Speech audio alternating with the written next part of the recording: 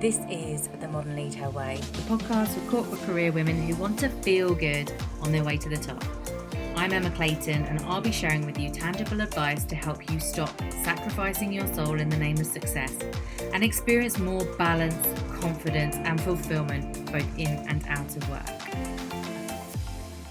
Alright, so we're back again to continue this thread of the foundations of the Modern LeadHer. We've looked at building that kind of personal brand within your career, which starts very much with knowing who you are and who you're not, with liking who you are and trusting that you've got this, before you can expect your team and your people and your stakeholders to know, like and trust you as a leader. And then we were looking at yesterday leading yourself first. So the person that is really walking the walk and talking the talk and practicing what they preach, when you've cultivated that inner congruence between who you are behind closed doors and who you are showing up at work, preaching to your people, then you can expect people to naturally want to follow you. So today's foundation is about bringing your whole self to the table. So what do I mean by that? Because you're like, well, yeah, duh, I sit down at the table, I'm there. But are there some pieces of you that you're hiding, or some parts that you leave behind at home? Because if you were to show those parts, maybe it would be deemed that you weren't good enough to do the job. When I left corporate after 20 years and started putting myself out as a personal brand online, on LinkedIn, on Facebook, and started talking about my journey with anxiety and imposter syndrome and people pleasing and all the things, people came out of the woodwork to say, really? I had no idea. I thought you were just this super confident, well put together, inspiring human being, basically. And that was fascinating to me because I'd almost fooled them, right? I'd managed to fool them to think that I had my shit together, when actually oftentimes I was doubting myself. I had all the negative, critical self-talk that says you're not doing a good enough job, you don't know enough, you're not qualified enough, you haven't got enough experience, you're not doing enough, you're just not enough. I'd basically lived with this inner turmoil, this inner critic that was constantly on my case to do a better job. And I call this the mask of fake confidence. So I appeared confident. I would do some really crazy stuff that, you'd assume you'd have to be confident to say yes to. I travelled solo around the world. I would stand on stages and speak to groups of people. I would present to senior leaders. I would take on big teams and big projects, and almost the impossible tasks were always given to me, and I always over-delivered. Yet I still had this conflict inside. And if you resonate at all with any of this, let's just take a look at where this comes from, because it's not just you. This happens on a wide scale, and it comes from when we're younger and we're growing up and we're being ourselves, right? We're just being this happy-go-lucky child who is exploring the world and asking all the questions and just being themselves. And then a parent comes along, or a teacher, or a caregiver, a member of the family, or another friend, and they make us wrong. They tell us that we're too loud, we're too much, we're too emotional. We shouldn't have said that. We should say our P's and Q's. Little girls should be seen and not heard. If you've heard any of those things growing up, what happens as a child is that we don't have the emotional capacity to know what to do with that. We don't see it as the parent not being equipped to be able to handle our too muchness. It's touching on something within them, right? What we do instead is we make ourselves wrong because it's too risky to do anything else. We need the safety of our family. We need to know that we're not going to be rejected. So what we do is we reject those parts of ourselves. As we get older, we push those parts of ourselves away, we shove them down, we silence them, so we become less than whole. So partly what I'm talking about when I'm saying she brings her whole self to the table is that she's actually done the work to heal those parts of her that she once rejected and bring them back online, bring them back into the room. Because you know what? You're too emotional, in inverted commas, might look like the occasional vulnerable moment. But do you know what that does?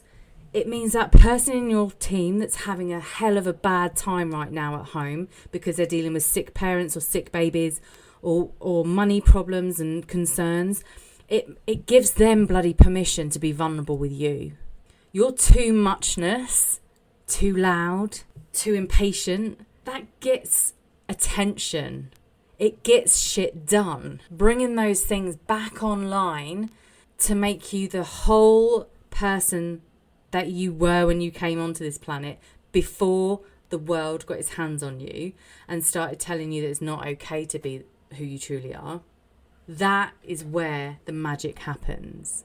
So it's a reclamation of yourself, if you like, a homecoming. And it's setting down that mask of fake confidence so that you can step into a true authenticity, like really being real. And this again is something that people pick up on, even if it's subliminally. I'll never forget a conversation that I had with my last line manager. He was very intuitive actually for a guy. And he actually said to me that I needed to stop apologising. And I didn't really understand that feedback because never had I sat there and actually said I'm sorry for who I am or apologised out loud. But I realised in hindsight that he was talking about the way I was showing up was apologetic. I was apologising without saying the words. I was apologising for who I was. I was apologising for not being good enough without even saying the words. So whilst people were surprised to hear that I wasn't as confident as I made out I was, it didn't go unnoticed with some people. So my promise to myself, as well as to you guys listening, is to always keep it real. Is to always intend to bring my whole self to the table and notice when I start to suppress parts of me that I don't think are good enough and do the work to bring them back online. So this is your opportunity to take some time to reflect on who you were when you came into this world, who you were as a child, that carefree, fun-loving, unapologetic version of you compared to who shows up at work today, who shows up in your relationships today. And can you see where you might be putting on a mask of fake confidence? And there is zero judgment here because I've been there and I have spoken to so many women since leaving that environment who also resonate with putting on one mask or another, or multiple masks, depending on their situation, the scenario, the surroundings, the people that they're with. So just take a moment to reflect on what resonates and what parts of you think you might have rejected and what parts of you would love to bring back online, even if you don't know how to do that just yet. So that is all for today. I will be back tomorrow with the final piece of the foundations of the Modern LeadHer. In the meantime, have you heard of human design? And have you downloaded the HD initiation yet? If not, head to the show notes now whilst you're still listening to me and download it, because I promise you this tool, this system called human design has literally changed my understanding of who I am or who I have been being up until now and who I have the potential to be in this lifetime, because it reminds us of who we actually came here to be and how we came here to most effectively move through this world, through this life.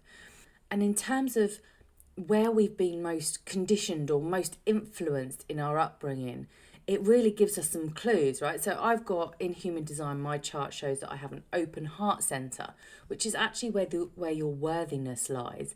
So it's no surprise to me that I've had a constant battle with knowing if I'm enough, because my heart center was open. And as a child, if we're not given that real reassurance and the nurturing that is required to really build that self-esteem, that inner worthiness, then we have some work to do as adults.